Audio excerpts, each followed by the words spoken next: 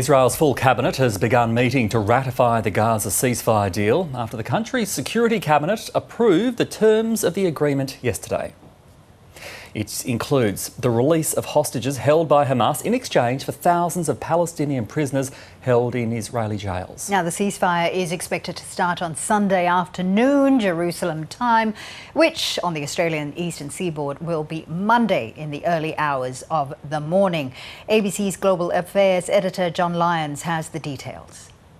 What we're expecting to see, based on the information that's come out so far, is that 3 of the Israeli hostages currently in Gaza will be released, handed over to probably the Red Cross and then Israeli authorities.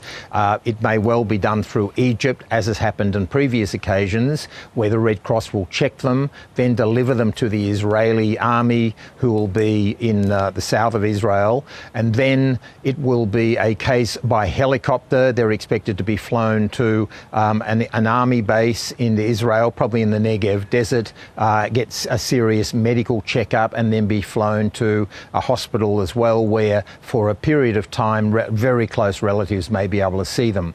On the Palestinian side, in the West Bank, we're expecting that as many as 90 or 95 Palestinian prisoners in Israeli jails will be released. Now, we know that the Israelis, there'll be 3 women, and then over the next 6 weeks, there'll be 3 Israeli hostages released each week for the first 2 or 3 or 4 weeks. And then as that 6-week period goes on, phase 1 of this ceasefire deal, then more and more Israeli hostages will be released and more Palestinians.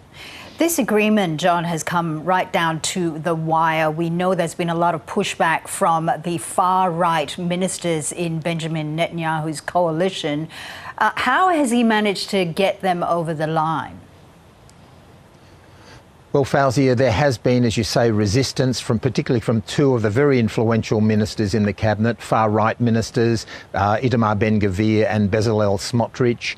The Israeli media has reported that to try to ensure that they don't walk out of the government and cause the government to collapse, that Benjamin Netanyahu has promised that he will expand settlements in the West Bank. Those settlements, of course, Jewish settlements, are widely considered illegal under international law. So it's an extraordinary situation that to get this particular deal done, Benjamin Netanyahu is further expanding settlements in the West Bank, which will make any Palestinian state more and more difficult, if not impossible. So at the very time where the United States and Australia and the Europeans are saying we must have a 2-state solution here, Qatar has said that tonight as well. The only solution is a 2-state solution.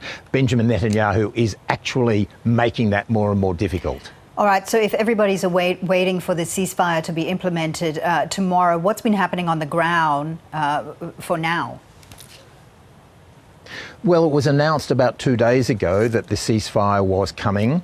Since then, it appears from many reports out of Gaza that Israeli bombing has been even heavier. As many Gazan authorities say, as many as 100 people have been killed in the last 24 hours. There's a heartbreaking images of a little 3-year-old boy who was caught under rubble in Gaza from an Israeli bomb, and people were walking across the rubble and heard this little voice crying out. They then started to pull away some of the rocks, and this tiny little hand came up and started sort of showing his arm. They then pulled all of the rocks away. He's survived miraculously, and the pictures of him taking the gravel out of his mouth, and so that's happened since this ceasefire has announced. Israel's bombing appears to have been intensified.